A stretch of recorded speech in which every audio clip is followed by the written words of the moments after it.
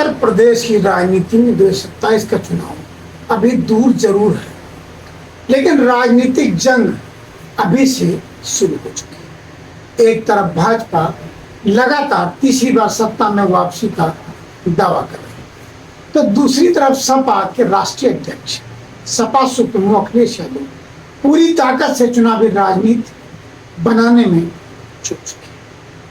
क्या अखिलेश यादव के 2027 के लिए तैयार कर लिया है मास्टर प्लान? क्या पीडीएफ फार्मूला भाजपा के विजय रथ को रोक पाएगा? और आखिर क्या है सपा की सबसे बड़ी चुनावी रणनीति? नमस्कार दोस्तों, आप देखें निष्पक्ष दस्तक और मैं हूं राजू यादव। आज की इस वीडियो में हम बात करेंगे सपा की बड़ी रणनीति विश्लेषण और जानेंगे कि 2027 चुनाव जीतने के लिए अखिलेश यादव कैसे कैसे पैतरे तैयार कर रहे हैं और अपना सबसे बड़ा प्लान क्या बना रहे हैं। क्या 2024 लोकसभा चुनाव के बाद समाजवादी पार्टी का आत्मविश्वास काफी बढ़ा हुआ नजर आ रहा है? उत्तर प्रदेश में समाजवादी पार्टी ने शानदार प्रदर्शन करते हुए भाजपा को कड़ी टक्कर दी और देश की तीसरी सबसे बड़ी पार्टी बनकर उभरी। यही वजह है कि अब अखिलेश यादव 2027 विधानसभा चुनाव को लेकर काफी आक्रामक नजर आ रहे हैं। राजनीतिक विशेषज्ञ मानते हैं कि 2024 के नतीजों ने सपा के कार्यकर्ताओं का मनोबल बढ़ा दिया है, जोश भर दिया है, आत्मविश्वास से लबरेज नजर आ रहे सपा। क्या अखिलेश यादव का पीडीएफ फार्मूला फलीभूत होगा?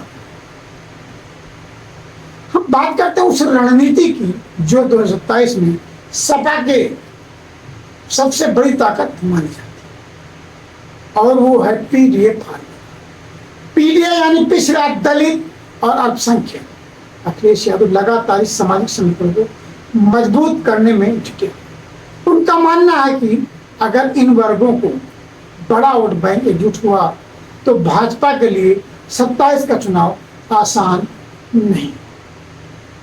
पीडीए का आकार विशाल है, कई बार इसमें कई चीजें, कई जाति भी आ जाती। सपा गांव गांव जाकर पीडीए अभियान चला रही और छोटे नेताओं को बड़ी जिम्मेदारी भी दी जा रही। बूथ लेवल पर सपा की तैयारी काफी गहन है। अखिलेश यादव सिर्फ बड़ी रैलियों पर भरोसा नहीं कर रहे, बल्कि इस बार सपा बूथ लेवल पर सबसे ज्यादा फोकस कर रही है। सूत्रों के मुताबिक पार्टी अभी से हर विधानसभा सीट पर मजबूत उम्मीदवार तलाश रही। बूथ कमेटियों को दोबारा एक्टिव किया जा रहा है और सोशल मीडिया टीम को भी गांव स्तर तक मजबूत करने की तैयारी चल रही है। जवाब हर स्तर पर दिया जाए। राजनीतिक जानकार मानते हैं कि 2022 चुनाव में बूथ मैनेजमेंट की कमी ने समाजवादी पार्टी को भारी पड़ी थी, लेकिन 27 में सत्ता पाने के लिए अखिलेश यादव उस गलती को दोहराना नहीं चाहते। बूथ कार्यकर्ताओं से लगातार बात करने के प्रयास भी किए गए। शिवपाल यादव और पुराने नेताओं की वापसी। 27 चुनाव में अखिलेश यादव परिवार और संगठन दोनों को साथ लेकर चलने की कोशिश कर रहे हैं। शिवपाल यादव की सक्रियता बढ़ना भी इसी रणनीति का हिस्सा माना जाए। राजनीतिक विशेषज्ञों का कहना है कि शिवपाल यादव का संगठन और यादव बेल्ट में मजबूत प्रभाव समाजवादी पार्टी को बहुत ही ज्यादा लाभकारी। इसके अलावा कई पुराने समाजवादी नेताओं को भी दोबारा सक्रिय किया जा रहा है। कई की घर वापसी भी इन मौके पर। भाजपा के खिलाफ क्या क्या होंगे सपा के रणनीतिक मुद्दे? अखिलेश यादव लगातार भाजपा सरकार को कई मुद्दों पर घेर रहे, कहीं भी छोड़ नहीं रहे। सवाल यह है कि क्या आखिर वो कौन से बड़े मुद्दे हैं जिनके सहारे अखिलेश यादव भाजपा को चुनौती देने की तैयारी? क्या पीडीएफ फार्मूला भाजपा के लिए बड़ी चुनौती बनेगा? क्या बेरोजगारी, महंगाई और कानून व्यवस्था 27 का बड़ा चुनावी मुद्दा बनने को तैयार है? इस वीडियो में हम विस्तार से समझें अखिलेश यादव की पूरी रणनीति। कभी पीडीए का आकार बड़ा हो जाता है, उसमें अगड़ा भी आ जाता है, पिछड़ा भी आ जाता है, कभी घूम जाता है। बेरोजगारी और पेपर लीक, अखिलेश यादव लगातार युवाओं के मुद्दे उठाए। सरकारी भर्तियों में देरी, पेपर लीक और नौकरी की कमी को बड़ा चुनावी हथियार बनाने की तैयारी। पेपर लीक, भर्ती में देरी, बेरोजगारी जैसे मुद्दों को अखिलेश यादव लगातार भाजपा सरकार को घेर। युवा वोट जो 27 में बड़ा फैक्टर बन सकता है, क्योंकि युवाओं को रोजगार नहीं मिल रहा है, करियर चौपट होता नजर आ रहा है। महंगाई और किसानों के मुद्दे, डीजल, बिजली, खाद, घरेलू खर्च बढ़ने को लेकर हमला तेज हो गया। किसानों की आय और एमएसपी बड़ा मुद्दा बन सकता है। डीजल, बिजली, खाद और घरेलू खर्च बढ़ने जैसे मुद्दों पर विपक्ष को घेरने की तैयारी सपा कर रही है। ग्रामीण वोटरों पर इसका काफी बड़ा असर पड़ सकता है, जो सत्ता में आने के लिए बड़ा मुद्दा है। पीडीए राजनीति, पिछड़ा, दलित और अल्पसंख्यक यानी पीडीए को जोड़कर अखिलेश यादव बड़ा सामाजिक समीकरण बनाने की कोशिश कर रहे हैं और इस पे सफल होते भी नजर आ रहे हैं। कानून व्यवस्था को लेकर भाजपा सरकार को लगातार इनकाउंटर, अपराध और महिलाओं की सुरक्षा जैसे मुद्दों पर सरकार को घेरने की रणनीति जारी रही और उस पर घेरने की पूरी तैयारी। संविधान और आरक्षण और संविधान बचाने का मुद्दा विपक्ष लगातार उठा। अखिलेश भी इसे बड़ा राजनीतिक नैरेटिव बना सकते। तो सरकारी विभाग विलय हो रहे हैं, मर्ज हो रहे हैं, निजीकरण हो रहा है, तो आरक्षण कहाँ मिलेगा? इसलिए इस मुद्दे पर युवा उनके साथ खड़ा होता नजर आ सकता है। भाजपा बनाम समाजवादी मॉडल, एक तरफ भाजपा डबल इंजन सरकार का दावा करेगी, तो दूसरी तरफ अखिलेश अपने पुराने विकास कार्यों और समाजवादी योजनाओं को सामने रखें। दोनों में आपसे टक्कर होगी, जनता को चुनना होगा हमारे लिए बेहतर कौन है, भविष्य किसके साथ है, राशन या फिर आसन। अब सवाल यह है कि अखिलेश यादव भाजपा को किन मुद्दों पर घेरे। सपा बेरोजगारी, महंगाई, पेपर लीक, किसान की समस्या, युवाओं की भीड़ और कानून व्यवस्था जैसे मुद्दों का जोर शोर से उठाने की तैयारी कर रही है। अखिलेश लगातार युवाओं को अपने साथ जोड़ने की कोशिश कर रहे हैं। सोशल मीडिया पर भी समाजवादी पार्टी काफी आक्रामक नजर आ रही। बचाव की मुद्रा में सपा नहीं है, सीधे आक्रामक। अब सबसे बड़ा सवाल यही है, क्या इन मुद्दों के सहारे अखिलेश यादव 27 में भाजपा को कड़ी चुनौती दे पाएंगे या फिर भाजपा एक बार फिर सत्ता में पहुंचे। 27 चुनाव में सबसे बड़ा सवाल गठबंधन को लेकर, क्या सपा और कांग्रेस साथ मिलकर चुनाव लड़ेंगे? 2024 लोकसभा चुनाव में दोनों दलों ने गठबंधन किया था और अब संकेत मिल रहे हैं कि 27 में भी विपक्षी एकता जारी रह सकती। अगर ऐसा होता है तो भाजपा के सामने बड़ा राजनीतिक मुकाबला खड़ा है। 27 का चुनाव सिर्फ पार्टियों का चुनाव नहीं, बल्कि दो बड़े चेहरों का मुकाबला भी माना जा रहा है। एक तरफ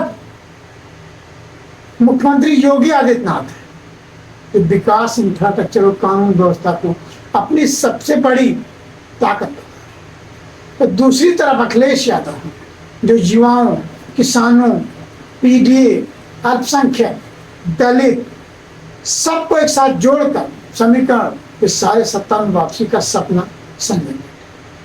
यानी आने वाला चुनाव यूपी की राजनीति का सबसे बड़ा मुकाबला साबित हो सकता है। करो या मरो की स्थिति।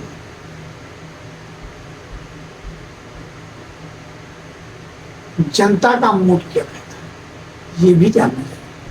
सोशल मीडिया पर भी 2027 चुनाव को लेकर बहस तेज हो चुकी है। कुछ लोग मानते हैं कि भाजपा फिर सत्ता में लौटेगी, तो कुछ का कहना है अखिलेश यादव इस बार पहले से ज्यादा मजबूत दिखाई दे रहे हैं।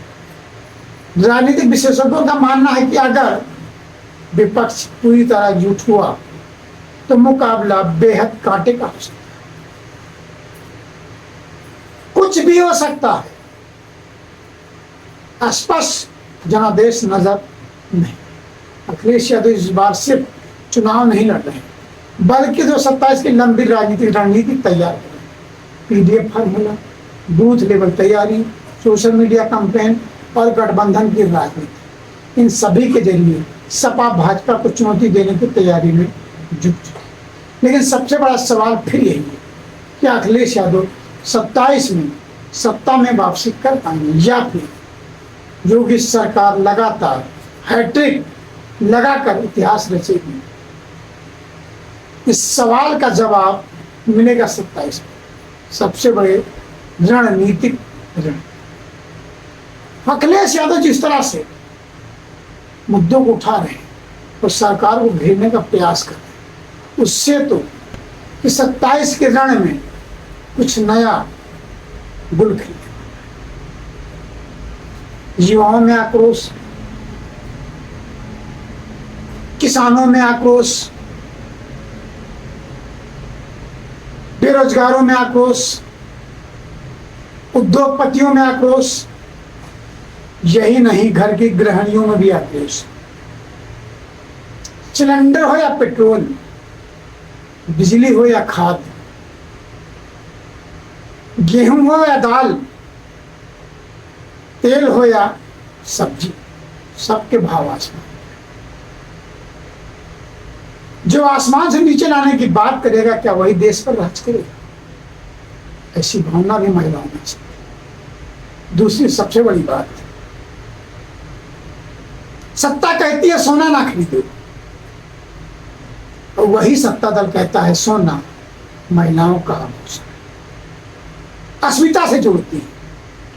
और जब वही कहती सोना ना खरीदो तो महिलाओं में भी आक्रोश व्याप्त हो चुका। क्योंकि महिलाओं को सोना और सोना दोनों पसंद। अब इस सोने सोने में क्या होगा ये वक्त तय करेगा। वर्तमान दल के खिलाफ जिस तरह से सर्वेक्षण से नजर आता है, हर तरफ समस्या है, समस्याओं का अंबार है। क्या इसकी मार सत्ता झेल पाएगी या फिर इसका फायदा विपक्ष उठा पाए? दोनों बातें अलग अलग हैं। कई बार अच्छी बात करने वाला सत्ता में आ जाता है और सच कहने वाला विलुप्त हो जाता है। तो जनता की राय क्या है? क्या जनता चाहती है कि विपक्ष रोड पर आए और उसे जनता की लड़ते नजर आए, या फिर घर बैठकर खाई ट्विटर खेली? इस पर जनता का क्या मूड बनेगा? आपकी राय क्या है? क्या अखिलेश यादव को जो 27 मास्टर प्लान सफल होंगे? कमेंट्स करके जरूर बताइए। वीडियो पसंद आया हो तो लाइक करें, शेयर करें और चैनल सब्सक्राइब करना बिल्कुल ना भूलें। आपका सब्सक्रिप्शन और आपका कमेंट्स मेरे लिए बहुत ही महत्वपूर्ण है। धन्यवाद।